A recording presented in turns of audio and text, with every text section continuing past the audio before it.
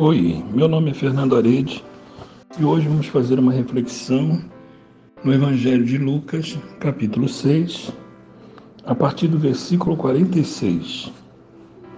Por que vocês me chamam Senhor, Senhor e não fazem o que eu mando? Eu vou mostrar a vocês a quem é semelhante todo aquele que vem a mim, ouve as minhas palavras e as pratica.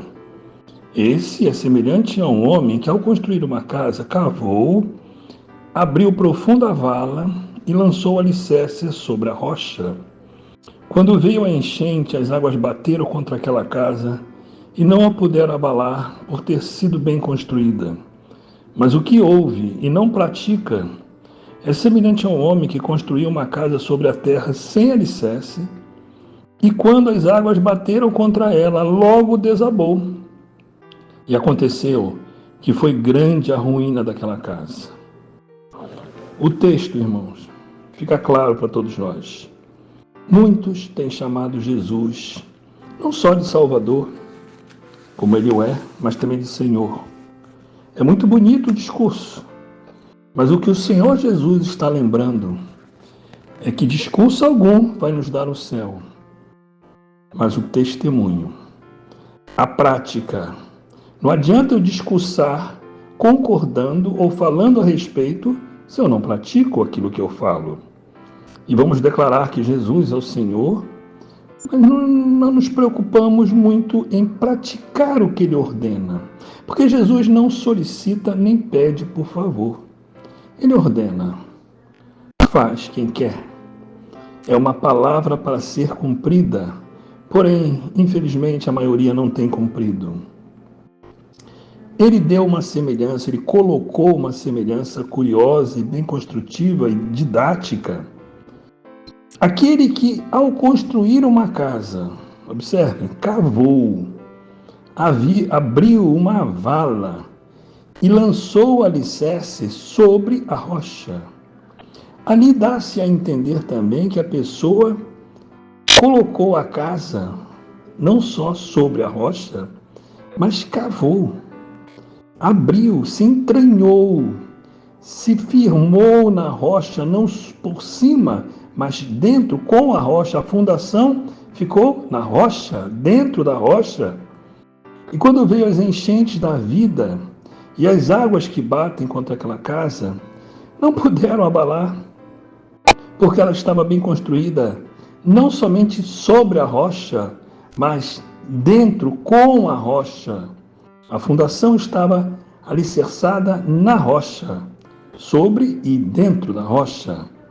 São o que nós definimos como, alguns que constroem, reconhecem isso, são as sapatas ou os blocos, uma coluna, um alicerce que vai abaixo do 00 e ainda assim perfurado, ele abre um bloco que faz uma ligação muito, mas muito resistente. Esse tipo de construção prevalece. E aqueles que ouvem e não praticam, embora todo final de semana eles estejam até falando a respeito, mas da rotina do dia a dia não são praticantes. Eles constroem sobre a terra, sem alicerce algum, e as águas bateram nela, e logo ela desaba. E não suporta, e tudo desanda, e a pessoa provavelmente terá uma grande chance de se perder. Salvo quando existia a misericórdia de muitas pessoas clamando por aquela vida para que ainda o Senhor dê uma chance para ela reconstruir a casa. Mas a fiel verdade é que a casa foi toda destruída. A primeira hipótese é a preocupação com a base, com o fundamento. Muitos se preocupam com o acabamento. Importância o acabamento, mas o que sustenta a casa não é o acabamento ou a aparência, mas quando a casa está diante das provas. Porque eu tenho aprendido nesses anos, e muitos de nós temos aprendido, que as provas vêm, as situações adversas vão surgir.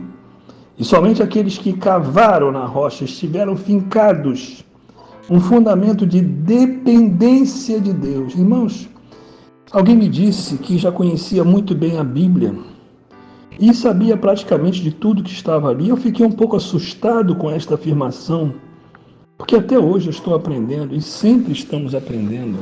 É impressionante como aprendemos. Eu sei que saber tudo é pedir demais. Essa pessoa mencionou isso, eu estranhei. Mas eu tenho para mim o seguinte, irmãos: não confunda a experiência com a dependência. Porque pessoas que pregam, já têm muita experiência em ambientes de pregação, em púlpitos, mas não têm a dependência. Desenvolver a dependência é manter sempre constantemente um trabalho de ligação com a palavra, vínculo com a oração, comungar com Deus no dia a dia. Isto gera dependência. Não tomar qualquer atitude sem ter o sinal do Senhor, o sim de Deus para fazer isto ou aquilo. Caminhar com Ele exige um alimento reforçado. É fundamental a pessoa se amadurecida na palavra, na oração e no jejum. É o tripé. Estudamos tanto, chegamos a tantos conhecimentos, ganhamos muita experiência e, curiosamente, vamos perdendo a dependência, porque já sabemos como representar, já sabemos como falar. Mas depender de Cristo exige um ato continuado de comunhão. E a comunhão é diária. É fundamental você ter um tempo, nós todos termos um tempo para comungar com Deus. Não abra mão da sua devocional. Aquele momento em que você estará orando, ouvindo louvor, lendo a palavra, comungando com Deus, orando muito. Todos nós precisamos disso. E assim vamos nos tornando conhecedores da palavra, porque o Espírito vai revelando a palavra. Mais do que entendendo o que está escrito, é quando ela é revelada pelo Espírito Santo. São dois movimentos distintos. Um é conhecer a palavra lendo, o outro é comungar, é ter uma ligação com o Espírito Santo e este ir revelando para você a palavra. Duas situações distintas. Eu preciso das duas, principalmente da comunhão. Assim eu digo, a experiência é bem-vinda, mas a dependência é fundamental. É o fundamento, é a base, é a parte do alicerce que fica vinculada à rocha. Que para isso o Senhor tenha misericórdia de nós e nos incomode para que tenhamos e estejamos sempre buscando esta comunhão continuada. Não somente a experiência, mas a dependência.